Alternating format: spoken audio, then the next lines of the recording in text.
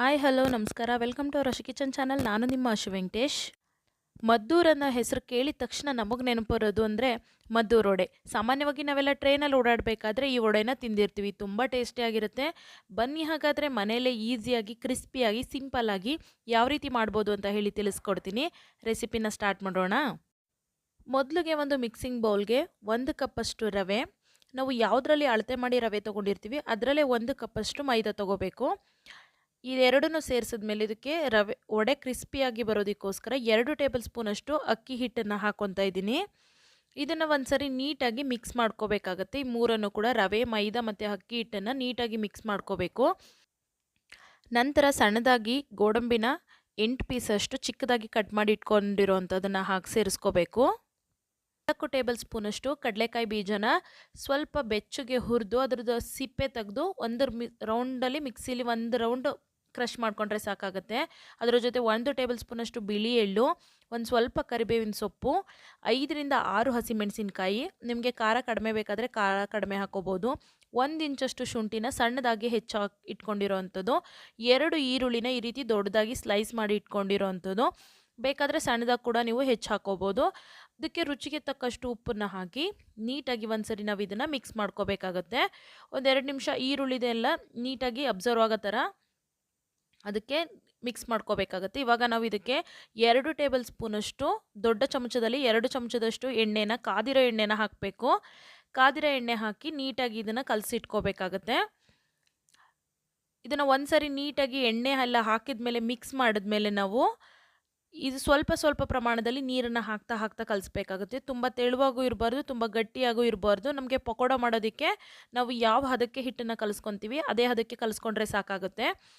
ಈ ರೀತಿ ನೀಟಾಗಿ ಇದನ್ನು ಕಲಸಿಟ್ಟ ಮೇಲೆ ಒಂದು 5 ನಿಮಿಷ ನೀಟಾಗಿ ಇದನ್ನೆಲ್ಲ ಕಲಸಿದ್ಮೇಲೆ ಈ ರೀತಿ ಬರುತ್ತೆ. ಇದನ್ನು ಸುಮಾರು 20 ನಿಮಿಷ ನಾವು ನೆನೆಯೋದಕ್ಕೆ ಇಡಬೇಕಾಗತ್ತೆ. ಒಂದು ಪ್ಲೇಟ್ನ ಮುಚ್ಚಿ ಇಲ್ಲಿ 20 ನಿಮಿಷ ನಾವು ನೆನೆಯೋದಕ್ಕೆ ಇಟ್ಬಿಡೋಣ.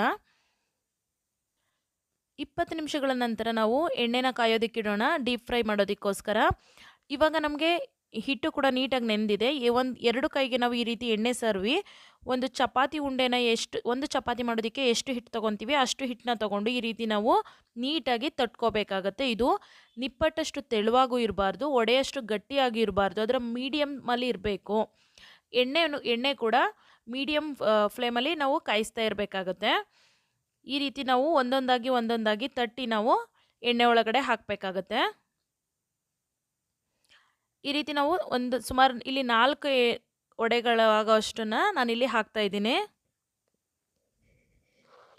2 ಕೈಗೆ ನಾವು ಎಣ್ಣೆ ಹಾಕಿದ್ರೆ ಹಿಟ್ಟು ಅಂಟ್ಕೊಳ್ಳೋದಿಲ್ಲ, ಇಲ್ಲ ಅಂದರೆ ನಮಗೆ ಕೈಗೆಲ್ಲ ಅಂಟುತ್ತೆ ಮೈದಾ ಎಲ್ಲ ಹಾಕಿರೋದ್ರಿಂದ. ಹಾಗಾಗಿ ನಾವು 2 ಕೈಗೂ ಎಣ್ಣೆನ ಅಪ್ಲೈ ಮಾಡಿರೋದ್ರಿಂದ ಇದು ನಮಗೆ ಅಂಟೋದಿಲ್ಲ. ಈ ರೀತಿ ನಾವು ಹಾಕಿ ಒಂದು 5 ನಿಮಿಷ ನಾವು ಒಂದೊಂದು ಸೈಡು 2 ಸೈಡು ಕೂಡ 5 ನಿಮಿಷ ಬೇಯಿಸಬೇಕಾಗುತ್ತೆ. ಒಂದು ಸೈಡ್ 5 ನಿಮಿಷ ಬೆಂದಮೇಲೆ ಒಂದು ಸ್ಪೂನ್ ತೊಗೊಂಡು ಈ ಥರ ಇನ್ನೊಂದು ಸೈಡು ಟರ್ನ್ ಮಾಡಿ ಹಾಕಬೇಕು. ಇದನ್ನು ಮೀಡಿಯಮ್ ಫ್ಲೇಮಲ್ಲಿ ಬೇಯಿಸಬೇಕು, ಇಲ್ಲಾಂದರೆ ಒಳಗಡೆ ಎಲ್ಲ ಹಸಿ ಆಗಿರುತ್ತೆ. ಒಳಗಡೆ ಎಲ್ಲ ನಾವು ಇದು ಸ್ವಲ್ಪ ದಪ್ಪ ಇರೋದ್ರಿಂದ ಮೀಡಿಯಮ್ ಫ್ಲೇಮಲ್ಲಿ ಚೆನ್ನಾಗಿ ಬೇಯಿಸ್ಕೋಬೇಕಾಗತ್ತೆ.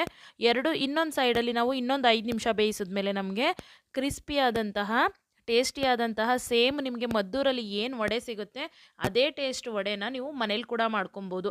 ಈ ರೀತಿ ಮದ್ದೂರು ವಡೆನ ನಿಮಗೆ ನೆನಪಾದ ತಕ್ಷಣ ಮದ್ದೂರಿಗೆಲ್ಲ ಹೋಗಿ ತಿನ್ನೋದಕ್ಕಾಗೋದಿಲ್ಲ, ಏನು ಮಾಡ್ಬೋದು ಅನ್ನೋದು ಪ್ರಾಬ್ಲಮ್ಮೇ ಇಲ್ಲ. ಈ ರೀತಿ ಸಿಂಪಲ್ಲಾಗಿ ಈಸಿಯಾಗಿ ಮಾಡಿಕೊಂಡ್ರೆ ತುಂಬ ಇಷ್ಟ ಆಗುತ್ತೆ ಎಲ್ರಿಗೂ ಕೂಡ, ತುಂಬ ಟೇಸ್ಟಿಯಾಗಿರುತ್ತೆ. ಇದನ್ನು ಸಾಸ್ ಜೊತೆ ಕೂಡ ತಿನ್ಬೋದು, ಆದರೆ ಅದಕ್ಕಿಂತ ಕಾಯಿ ಚಟ್ನಿ ಜೊತೆ ಇದು ತುಂಬ ಚೆನ್ನಾಗಿರುತ್ತೆ. ಸಂಜೆ ಟೈಮು ಟೀ ಟೈಮಲ್ಲೆಲ್ಲ ಕೂಡ ಇದೊಂದು ಒಳ್ಳೆ ಬೆಸ್ಟ್ ಸ್ನ್ಯಾಕ್ಸ್ ಆಗಿರುತ್ತೆ.